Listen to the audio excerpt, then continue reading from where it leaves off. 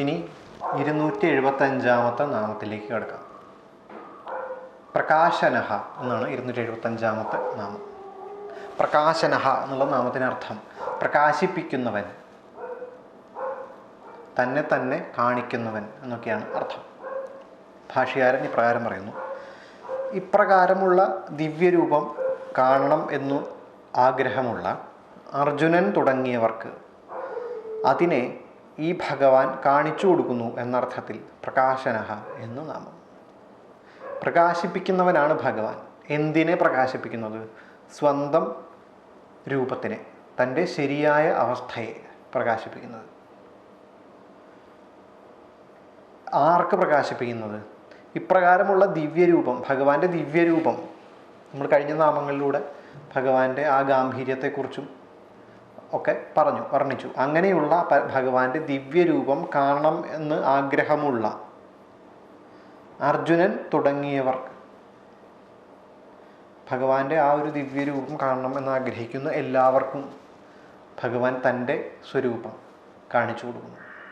അതുകൊണ്ട് ഭഗവാൻ പ്രകാശനഹ എന്ന് നാമം. ഭഗവാൻ പ്രകാശനഹ എന്ന് നാമം. ഇനി കാണണം എന്ന ആഗ്രഹമുള്ളവർക്ക് തന്നെയാണോ കാണിച്ചു കൊടുക്കുക? അങ്ങനെയല്ല. എല്ലായ്പ്പോഴും ചില സമയങ്ങളിൽ അങ്ങനെ ആഗ്രഹമില്ലാതെ യാദൃശ്ചികമായിട്ടും ഭഗവാൻ കാണിച്ചു കൊടുക്കാറുണ്ട്. കൗരവ സദസ്സിൽ ദൂതനായിട്ട് ചെല്ലുന്ന സമയത്ത് ദുര്യോധനൻ ഭഗവാനെ പിടിച്ചു കെട്ടാൻ നോക്കുന്ന സമയത്ത് ഭഗവാൻ വിശ്വരൂപം കാണിക്കുന്നുണ്ട്. അന്ന് ഭീഷ്മര്, ദ്രോണര്, ധൃതരാഷ്ട്രർ ഇവരെല്ലാവരും ഭഗവാന്റെ വിശ്വരൂപം കണ്ടതാണ്. അങ്ങനെ പക്ഷേ ഭഗവാനെ അന്ന് ഭഗവാനോട് കൂടുതൽ പ്രതിപത്തിയുള്ള ആളുകൾ മാത്രമാണ് ഈ വിശ്വരൂപത്തിൻ്റെ ശരിയായ ആ ഒരു കാഴ്ച കണ്ടത്. അപ്പം ദുര്യോധനാദികളൊന്നും മുഴുവനായിട്ട് അത് കണ്ടതായിട്ട് മഹാഭാരതത്തിൽ പറയുന്നില്ല. പലയിടങ്ങളിലും ഈ ദുര്യോധനാദികളും മറ്റുള്ള എല്ലാവരും ബോധം കെട്ട് വീണതായിട്ടും പറയുന്നു. ആകെ കണ്ടത് വിതുരരും ഭീഷ്മരും ദ്രോണരും ധൃതരാഷ്ട്രരുമാണ്. അവർക്ക് ഭഗവത് ആഭിമുഖ്യം ഉള്ളതുകൊണ്ട്. അപ്പോൾ അങ്ങനെ ഭഗവാനെ കാണണം എന്നുള്ള ആഗ്രഹം ഉള്ള ആളുകൾക്ക്, അർജുനൻ തുടങ്ങിയവർക്ക്, അർജുനന് നമ്മൾ അറിയാം ഭഗവത്ഗീതയിൽ ഭഗവാൻ വിശ്വരൂപം കാണിച്ചു കൊടുക്കുന്നുണ്ട്. അങ്ങനെ ഉള്ളവർക്ക് ഭഗവാൻ കാണിച്ചു കൊടുക്കുന്നു എന്നതിനാൽ പ്രകാശനഹ എന്ന് നാമം. പ്രകാശിപ്പിക്കുന്നവൻ എന്നുള്ള അർത്ഥത്തിൽ പ്രകാശനഹ എന്ന് നാമം. അതിന് പ്രമാണങ്ങൾ പറയുന്നു: ദിവ്യം ദദാമി തേ ചക്ഷുഹു പശ്യമേ യോഗമൈശ്വരം. ഭഗവത്ഗീതയിലാണ്. നിനക്ക് ഞാൻ ദിവ്യനേത്രങ്ങളെ തരാം, എൻ്റെ ദിവ്യ ഐശ്വര്യ രൂപത്തെ കണ്ടാലും. നമ്മൾ സാധാരണ നേത്രങ്ങൾ കൊണ്ട് കാണുന്നതല്ല ഭഗവാന്റെ ശരിയായ രൂപം. നമ്മളിതിനു മുമ്പ് കണ്ടു, നമ്മൾ കാണുന്നത് മുഴുവൻ ലിമിറ്റഡ് ആയിട്ടുള്ള ഒബ്ജക്ട്സിനെയാണ്. ഈ ലിമിറ്റഡ് ആയിട്ടുള്ള ഒബ്ജക്ട്സ് ഓരോന്നും അൺലിമിറ്റഡാണ്, ഓരോന്നും. അപ്പോൾ അത് എന്ന് പറയുന്നത് വേറൊരു കാഴ്ചയാണ്. ആ കാഴ്ച കാണണം എന്നുണ്ടെങ്കിൽ സാധാരണ നഗ്നനേത്രങ്ങളല്ല, അതിന് ദിവ്യമായിട്ടുള്ള നേത്രങ്ങൾ വേണം. അപ്പം അതുകൊണ്ട് ഞാൻ അവയെ തരുന്നു. അതിനുശേഷമാണ് അർജുനൻ ഭഗവാന്റെ ഈ വിശ്വരൂപം കാണുന്നത്. സുദുർദർശമിമം രൂപം ദൃഷ്ടവാനസി യൻ മമ. ഗീതയിൽ തന്നെ, നീ ഇപ്പോൾ കാണുന്നത് ദർശിക്കാൻ വളരെ ബുദ്ധിമുട്ടുള്ള എൻ്റെ രൂപമാണ്. വളരെ ബുദ്ധിമുട്ടാണ് അത് കാണാൻ. ബുദ്ധിമുട്ട് എന്ന് പറഞ്ഞാൽ അത് വളരെ ദുർലഭവുമാണ്. കാണുക എന്ന് പറയുന്നതും വളരെ ബുദ്ധിമുട്ടേറിയതാണ്. കാരണം ഈ വിശ്വരൂപത്തെ കാണുന്ന സമയത്ത് അർജുനൻ ശരിക്കും പേടിച്ചു പോകുന്നുണ്ട്, കൈയൊക്കെ വിറയ്ക്കുന്നുണ്ട്. അപ്പോൾ ആ മഹത്തായിട്ടുള്ള ആ വലിയ രൂപം അത് കാണാൻ വളരെ ബുദ്ധിമുട്ടുള്ളതാണ്. അപ്പോൾ അങ്ങനെയുള്ള ആ കാണാൻ ബുദ്ധിമുട്ടുള്ള രൂപം തന്നെ കാണണം എന്നാഗ്രഹിക്കുന്നവർക്കും കാണിച്ചു കൊടുക്കുന്നു എന്നതിനാൽ ഭഗവാന് പ്രകാശനഹ എന്ന് നാമം. ഇനി 30-ാമത്തെ ശ്ലോകത്തിലേക്ക് കിടക്കാം. 30-ാമത്തെ ശ്ലോകം ഇങ്ങനെയാണ്: ഓജസ് തേജോ ദ്യുതിധരഃ പ്രകാശാത്മാ പ്രതാപനഃ ഋദ്ധസ്പഷ്ടാക്ഷരോ മന്ത്രഃ ചന്ദ്രാംശോ ഭാസ്കരദ്യുതി. ഇതിലെ നാമങ്ങൾ ഓജസ് തേജോ ദ്യുതിധര, ഇത് രണ്ടും ഒന്നായിട്ടാണ് എടുത്തിട്ടുള്ളത് ഭാഷകാരൻ. പ്രകാശാത്മാ, പ്രതാപനഃ, ഋദ്ധഃ, സ്പഷ്ടാക്ഷരഃ, മന്ത്രഃ, ചന്ദ്രാംശഃ, ഭാസ്കരഃ, ദ്യുതിഃ. ഇങ്ങനെ 9 നാമങ്ങളാണുള്ളത്. അതിൽ ആദ്യത്തെ നാമം 276-ാമത്തെ നാമം ഓജസ് തേജോ ദ്യുതിധര. ഭാഷകാരൻ പറയാണ്, ഓജഹ എന്നാൽ ബലം, തേജഹ എന്നാൽ മറ്റുള്ളവരെ കീഴ്പ്പെടുത്താനുള്ള സാമർഥ്യം അഥവാ കീർത്തി എന്നും അർത്ഥം. ദ്യുതി എന്നാൽ ഔജ്വല്യം. ഇവയെ ധരിക്കുന്നു എന്നതിനാൽ ഓജസ് തേജോ ദ്യുതിധര എന്ന് ഭഗവാന് നാമം. ഇത് ഒരൊറ്റ നാമമാകുന്നു. ഇത് 2 നാമങ്ങളല്ല, ഇത് രണ്ടും കൂടി ഒരു നാമമാണ്. എന്താണ് ഇതിനർത്ഥം? ഓജം എന്ന് പറഞ്ഞാൽ ബലം, ഓജസ് ബലം. തേജസ് എന്ന് പറഞ്ഞാൽ മറ്റുള്ളവരെ കീഴ്പ്പെടുത്താനുള്ള സാമർഥ്യം. കീഴ്പ്പെടുത്തുക എന്ന് പറഞ്ഞാൽ നമ്മൾ സാധാരണ കോമ്പറ്റീഷനിൽ കീഴ്പ്പെടുത്തുക, ശക്തിയോടുകൂടി കീഴ്പ്പെടുത്തുക എന്നുള്ള അർത്ഥത്തിലല്ല, അപ്രതിരോധ്യം എന്നുള്ള അർത്ഥത്തിലാണ്. അതായത് നേരത്തെ അത് നമ്മൾ വിശദീകരിച്ച് കഴിഞ്ഞു. ഭഗവാനെ പ്രതിരോധിക്കാൻ സാധിക്കില്ല. ഏതുപോലെയാണോ നമ്മളുടെ ജീവിതത്തിൽ വരുന്ന ഓരോ അനുഭവങ്ങളും നമുക്ക് പ്രതിരോധിക്കാൻ സാധിക്കില്ല. നമുക്ക് പല അനുഭവങ്ങളുടെയും മുമ്പിൽ കീഴടങ്ങാനല്ലാതെ ആ അനുഭവങ്ങളെ പ്രതിരോധിക്കാൻ നമുക്ക് സാധിക്കില്ല. ഇനി പ്രതിരോധിച്ചാലും ആ അനുഭവങ്ങൾ ഒരിക്കലും നമ്മളുടെ മുമ്പിൽ തോൽക്കില്ല. ആ അനുഭവങ്ങളുടെ മുമ്പിൽ, ആ വരുന്ന ചില സിറ്റുവേഷൻസിൻ്റെ മുമ്പിൽ നമ്മൾ ആ സിറ്റുവേഷൻസിന്, ആ സാഹചര്യങ്ങൾക്ക് വശംവദരാകുന്നു എന്നല്ലാതെ നമുക്കൊരിക്കലും ആ സാഹചര്യത്തെ മാറ്റാനോ മറയ്ക്കാനോ ഒന്നും സാധിക്കില്ല. അപ്പോൾ ഭഗവാന്റെ ഒരു ശക്തി എന്ന് പറയുന്നത് അത്രയ്ക്കും അപ്രതിരോധ്യമാണ്. അപ്പം ആ ശക്തിയെയാണ് തേജസ് എന്നുള്ള വാക്കുകൊണ്ട് പറയുന്നത്. ഓജസ് എന്ന് പറഞ്ഞാൽ ബലം, തേജസ് എന്ന് പറഞ്ഞാൽ ഇങ്ങനെ അപ്രതിരോധ്യമായിട്ടുള്ള സാമർഥ്യം. അല്ലെങ്കിൽ വേറൊരർത്ഥം പറയുന്നത് കീർത്തി, ഭഗവാന്റെ കീർത്തി. അങ്ങനെ 2 അർത്ഥങ്ങളാണ് തേജഃ. ഇനി ദ്യുതി എന്ന് പറഞ്ഞാൽ ഔജ്വല്യം, പ്രകാശിക്കുന്നതാണ് ദ്യുതി.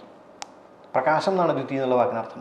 ഉജ്ജ്വലിക്കുന്ന, ഉജ്ജ്വലഃ, ഉച്ചൈഹി ജ്വലതി ഇത്യുജ്വലഃ എന്ന് വിഷ്ണു സംഹിത എന്ന് പറയുന്ന ഗ്രന്ഥത്തിൻ്റെ ഹാരിണി വ്യാഖ്യാനത്തിൽ വ്യാഖ്യാതാവ് പറയുന്നു.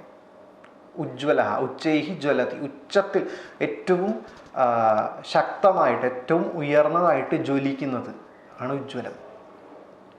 ആ ഉജ്ജ്വലത്തിൻ്റെ സ്വഭാവമാണ് ഔജ്വല്യം. അങ്ങനെ ഏറ്റവും ഉച്ചമായിട്ട് ജ്വലിക്കുന്നത് എന്ന അർത്ഥത്തിൽ ദ്യുതി.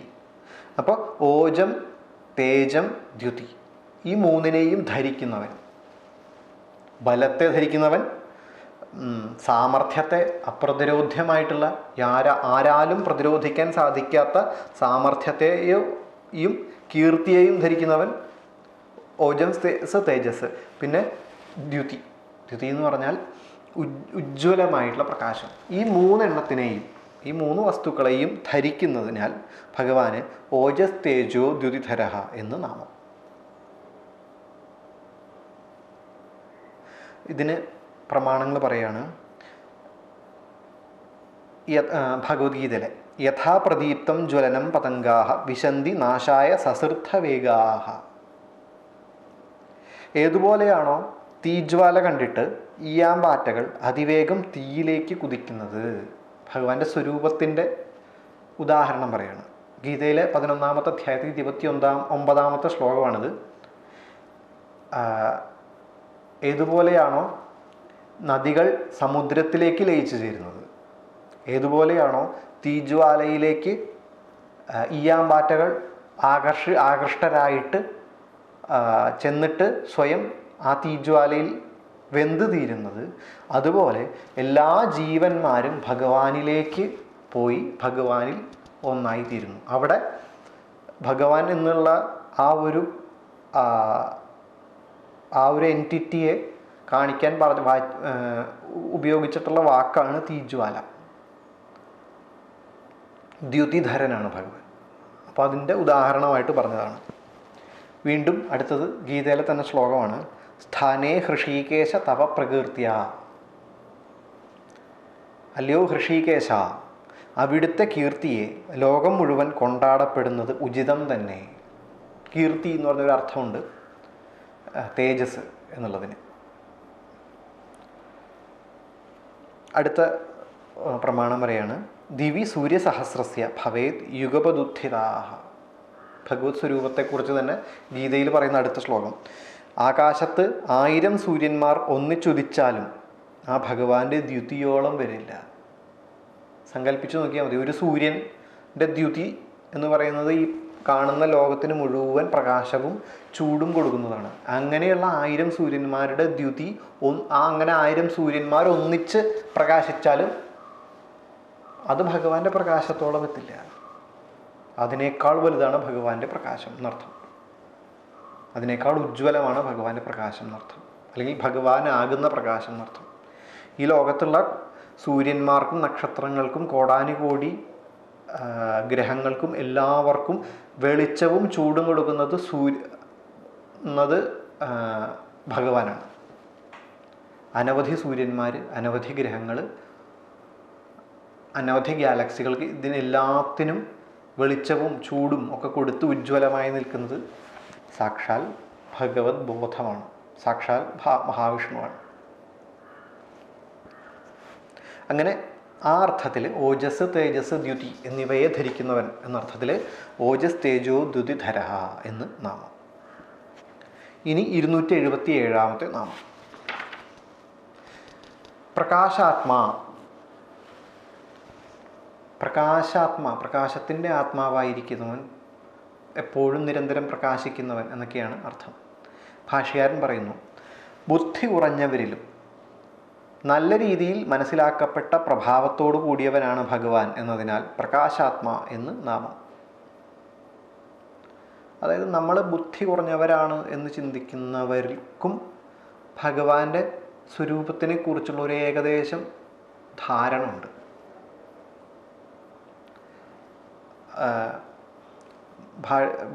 തുടർന്ന് പ്രമാണം പറയാണ്. മഹാഭാരതത്തിൽ ധൃതരാഷ്ട്രം ഇപ്രകാരം പറയും, ത്വമേവ പുണ്ടരീകാക്ഷ സർവസ്യ ജഗതഃ പ്രഭു തസ്മാത് മേ യാദവശ്രേഷ്ഠ പ്രസാദം കർത്തുമർഹസി.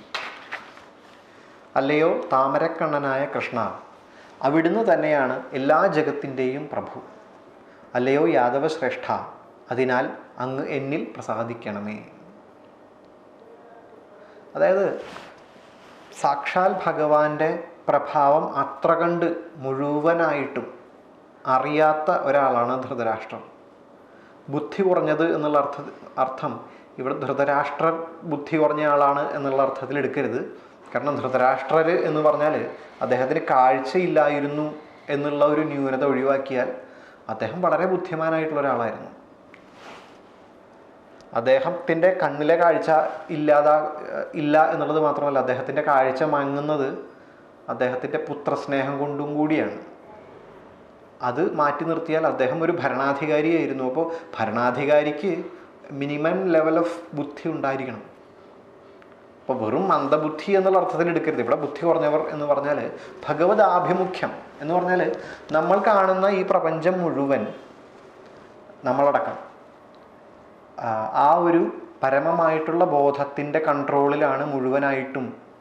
അതുകൊണ്ട് ആ ബോധം നമ്മളുടെ മുകളിലാണ്, അല്ലെങ്കിൽ നമ്മൾ ആ ബോധത്തിൻ്റെ തന്നെ സ്വരൂപമാണ് എന്ന് മുഴുവനായിട്ടും മനസ്സിലാക്കാത്തവർ എന്നുള്ള അർത്ഥത്തിലാണ് ഇവിടെ ബുദ്ധി കുറഞ്ഞവർ എന്ന് പറഞ്ഞിട്ടുള്ളത്. അല്ലെങ്കിൽ ധൃതരാഷ്ട്രർ എന്നുള്ള വ്യക്തി വളരെ ശ്രേഷ്ഠനായിട്ടുള്ള മഹാബുദ്ധിമാനായിട്ടുള്ള ഒരു വ്യക്തി തന്നെയാണ്. അപ്പോൾ അദ്ദേഹം പോലും അത്രയ്ക്കൊന്നും ഭാഗവതാഭിമുഖ്യം തൻ്റെ പുത്രസ്നേഹം കൊണ്ടോ മമത കൊണ്ടോ ഒക്കെ കുറഞ്ഞിരിക്കുന്നവനാണെങ്കിൽ പോലും ആ ധൃതരാഷ്ട്രർക്ക് പോലും അറിയാം, അല്ലയോ താമരക്കണ്ണനായ കൃഷ്ണ, അവിടുന്ന് തന്നെയാണ് എല്ലാ ജഗത്തിൻ്റെയും പ്രഭു. അതിനാൽ അങ്ങ് എന്നിൽ പ്രസാദിക്കണമേ. അവിടുന്ന് തന്നെയാണ് ഈ ജഗത്തിൻ്റെ പ്രഭു എന്നുള്ളതിൻ്റെ ഒരു ഏകദേശ ധാരണ ധൃതരാഷ്ട്രർക്കും ഉണ്ട്. അങ്ങനെയുള്ള ധൃതരാഷ്ട്രന്മാർക്ക് നമ്മളോരോരുത്തർക്കും നമുക്ക് മുഴുവനായിട്ടും ഭഗവാന്റെ ഒരു മഹത്വത്തെക്കുറിച്ചൊന്നും വലിയ അറിവൊന്നുമില്ല. പക്ഷേ ഈ ചെറിയ ഒരു ഐഡിയ നമുക്കുണ്ട്. അപ്പോൾ നമ്മളെപ്പോലുള്ളവർക്കും ഭഗവാന്റെ പ്രഭാവത്തെ മനസ്സിലാക്കാൻ ഭഗവാൻ അനുഗ്രഹിക്കുന്നു എന്നതിനാൽ ഭഗവാന് പ്രകാശാത്മാ എന്ന് നാമം. ഇനി 278 നാമം പ്രതാപനഃ. നല്ല രീതിയിൽ തപിപ്പിക്കുന്നവൻ എന്നാണ് പ്രതാപനഃ എന്നുള്ള വാക്കിനർത്ഥം. തപിപ്പിക്കുന്നവൻ, ചൂടാക്കുന്നവൻ, ജ്വലിക്കുന്നവൻ, പ്രകാശിക്കുന്നവൻ എന്നൊക്കെ അർത്ഥം. ഭാഷകാരൻ പറയുന്നു, ആ ഭഗവാന്റെ പ്രകാശകിരണങ്ങൾ നല്ല രീതിയിൽ തപിക്കുന്നവയാണ് എന്നതിനാൽ പ്രതാപനഃ എന്ന് നാമം. ഈ ഭഗവാന്റെ ഈ ഭഗവാനാണ് ഈ ലോകത്ത് മുഴുവൻ നമ്മൾ കാണുന്ന എല്ലാ വസ്തുക്കളും ആയിട്ട് പ്രകാശിക്കുന്നത്. അതായിട്ട് നിലനിൽക്കുന്നതും അതിനെ പ്രകാശിപ്പിക്കുന്നതും. ഇപ്പോൾ നമ്മളൊരു വാതിൽ കാണുകയാണ്. ആ വാതിലായിട്ട് നിലനിൽക്കുന്നത് ഭഗവാനാണ്. ആ വാതിലിനെ നമ്മൾക്ക് പ്രകാശിപ്പിക്കുന്നതും ഭഗവാനാണ്. വാതിലും ഭഗവാനാണ്. അതിന്മേലടിക്കുന്ന പ്രകാശവും ഭഗവാനാണ്. അപ്പോൾ അങ്ങനെയുള്ള ഈ പ്രകാശം എന്ന് പറഞ്ഞാൽ പ്രകാശകിരണങ്ങൾ എന്ന് ഇവിടെ ഉദ്ദേശിക്കുന്നത് ചെറിയ ചെറിയ ഈ കാണുന്ന പ്രപഞ്ചത്തിലെ വൈവിധ്യങ്ങളെയാണ്. കാരണം പ്രപഞ്ചം മുഴുവൻ കത്തിജ്വലിക്കുന്ന ഭഗവാന്റെ കത്തിച്ചൊലിച്ചുകൊണ്ടിരിക്കുന്ന തേജോപുഞ്ചമായിരിക്കുന്ന ഭഗവാന്റെ ചെറിയ കിരണങ്ങളാണ് ഈ പ്രപഞ്ചം മുഴുവൻ. ആ കിരണങ്ങൾ എന്ന് പറയുന്നത് നല്ല രീതിയിൽ തപിക്കുന്നവയാണ്. ആ പ്രകാശകിരണങ്ങളെ, ഈ പ്രപഞ്ചത്തിലെ വൈവിധ്യങ്ങളെ നല്ല രീതിയിൽ ചൂടാക്കുന്നു, പ്രകാശിപ്പിക്കുന്നു, തപിപ്പിക്കുന്നു എന്നതിനാൽ ഭഗവാന് പ്രതാപനഃ എന്ന് നാമം. ഇനി 279 നാമം ഋദ്ധഃ. ഋദ്ധഃ എന്നുള്ള വാക്കിന് വർദ്ധിക്കുന്നവൻ എന്നാണ് അർത്ഥം. ഋദ്ധി എന്ന് പറഞ്ഞാൽ വർദ്ധനവ്, ഇൻക്രീസിങ്, അങ്ങനെ എപ്പോഴും വർദ്ധിക്കുന്നത്. ഭാഷകാരൻ പറയാണ്, പൗർണമി ദിവസത്തിൽ കരകവിഞ്ഞൊഴുകുന്ന സമുദ്രം പോലെ വർദ്ധിച്ചു നിൽക്കുന്നവനാണ് ഭഗവാൻ എന്നതിനാൽ ഋദ്ധഃ എന്ന് നാമം. ഈ പാത്രത്തിൽ മുഴുവൻ വെള്ളം നിറയുന്ന സമയത്ത് പാത്രം കവിഞ്ഞൊഴുകും. ഈ കവിഞ്ഞൊഴുകലാണ് ഋദ്ധഃ എന്നുള്ള വാക്കിനർത്ഥം. ഭഗവാൻ എപ്പോഴും പൂർണ്ണനായിട്ട് കവിഞ്ഞൊഴുകിക്കൊണ്ടേയിരിക്കുകയാണ്. ഏതുപോലെ? പൗർണമി ദിവസത്തിൽ കരകവിഞ്ഞൊഴുകുന്ന സമുദ്രം പോലെ. സമുദ്രം വർദ്ധിക്കുമ്പോഴാണ് അത് കര കവിഞ്ഞൊഴുകുക. അപ്പോൾ വർദ്ധിക്കുന്നവൻ എന്നുള്ള അർത്ഥത്തിൽ ഋദ്ധഃ എന്ന് നാമം. ഇതിന് ഒരു പ്രമാണം പറയാണ്, തതസ്സ പുരുഷവ്യാഘ്ര സഞ്ജഗാത പുനഃസ്വയം താം ദിവ്യമദ്ഭുതാം ചിത്രാം ഋദ്ധിമത്താം അരിന്തമ. മഹാഭാരതത്തിലെ ഒരു വചനമാണിത്, ഒരു ശ്ലോകമാണിത്. അനന്തരം ആ പുരുഷശ്രേഷ്ഠൻ കൃഷ്ണൻ സ്വയം വീണ്ടും ദിവ്യമായതും അദ്ഭുതമായതും മനോഹരമായതും ഋദ്ധമായതുമായ വാക്കുകളെ പറഞ്ഞു. ശ്രീകൃഷ്ണ പരമാത്മാവ് പറഞ്ഞ വാക്കുകളുടെ വിശേഷണങ്ങളാണ്. ദിവ്യമായതാണ്, അത്ഭുതമായതാണ്, മനോഹരമായതാണ്, ഋദ്ധമായതാണ്, വർദ്ധിച്ചതാണ്. അങ്ങനെയുള്ള വാക്കുകളെ പറഞ്ഞു. അപ്പോൾ അങ്ങനെ നിരന്തരം വർദ്ധിക്കുന്നവൻ എന്നുള്ള അർത്ഥത്തിൽ ഭഗവാന് ഋദ്ധഃ എന്ന് നാമം. ഇനി 280 നാമം സ്പഷ്ടാക്ഷരഃ. സ്പഷ്ടമായ അക്ഷരസ്വരൂപത്തോടു കൂടിയവൻ. ഭഗവാന്റെ അക്ഷരം എന്ന് പറയുന്നത് ഭഗവാനെ കുറിക്കുന്നത് സ്പഷ്ടമായിട്ടുള്ള അക്ഷരമാണ്. ഭാഷകാരൻ പറയുന്നു, ഇപ്രകാരമുള്ള ഋദ്ധിയാൽ പ്രതിപാദിക്കപ്പെട്ടതും സ്പഷ്ടമാക്കപ്പെട്ടതും ആയ വേദാക്ഷരമാകുന്ന സ്വരൂപത്തോടു കൂടിയവരാണ് ഭഗവാൻ എന്നതിനാൽ സ്പഷ്ടാക്ഷരഃ എന്ന് നാമം. അപ്പോൾ ഭഗവാനെക്കുറിച്ച് വേദങ്ങളിൽ പറഞ്ഞിട്ടുള്ളത് എന്ന് പറഞ്ഞാൽ ഏതൊക്കെ റിവീൽഡ് ടെക്സ്റ്റുകളിൽ പറഞ്ഞിട്ടുള്ളതും സ്പഷ്ടമായിട്ടാണ്, വ്യക്തമായിട്ടാണ്, അങ്ങനെ ശാസ്ത്രങ്ങളിൽ കൃത്യമായിട്ട് സ്പഷ്ടമായിട്ട് പറയുന്ന അക്ഷരത്തിൻ്റെ സ്വരൂപത്തോടു കൂടിയവൻ ആണ് ഭഗവാൻ എന്നതിനാൽ ഭഗവാന് സ്പഷ്ടാക്ഷര എന്ന് നാമം. ഭഗവാനെ കുറിക്കുന്ന എന്തും, അത് ഇപ്പോൾ വാക്യങ്ങൾ, മഹദ്വാക്യങ്ങളാണെങ്കിലും ശരി, ഇപ്പം സത്യം, ജ്ഞാനം, അനന്തം ബ്രഹ്മ, തത്വമസി, അഹം ബ്രഹ്മാസ്മി, ഇതൊക്കെ കൃത്യമായിട്ട് സ്പഷ്ടമായിട്ട് ഭഗവാനെ കുറിക്കുന്ന വാക്കുകളാണ്.